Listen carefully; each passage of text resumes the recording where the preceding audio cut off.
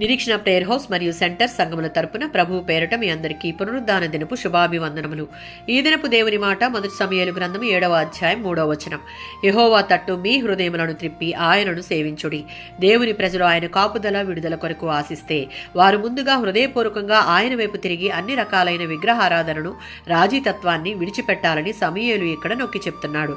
ఎవరైతే దేవుని తట్టు వారి హృదయాలను త్రిప్పి ఆయనను సేవించి ఆయనను సంతోషపెట్టాలని కోరుకుంటారో వారు ఆయన సంరక్షణను, దీవెనను, విడుదలను పొందుకుంటారు.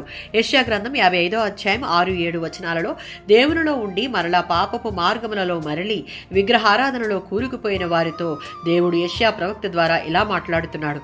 భక్తిహీనులు తమ మార్గమును విడిచి దుష్ట తలంపులను మాని తమ హృదయాలను దేవుని వైపు త్రిప్పి పశ్చాత్తాపపడితే, ఆయనను వెదుకుటకు ఇష్టపడితే వారి యందు జాలిపడి వారిని బహుగా క్షమిస్తాడు. 27వ సంకీర్తన 8వ చరణం. అట్టి అనుభవంతోనే దావీదు దేవుని సన్నిధిని వెతుకుతున్నాడు. దానికి గల కారణం దేవుని సన్నిధి అతని జీవితానికి గొప్ప నిధి అని తలంచాడు గనుక అతడు తన హృదయాన్ని దేవుని వైపు త్రిప్పి ఏకాగ్రతతో వెతుకుతున్నాడు.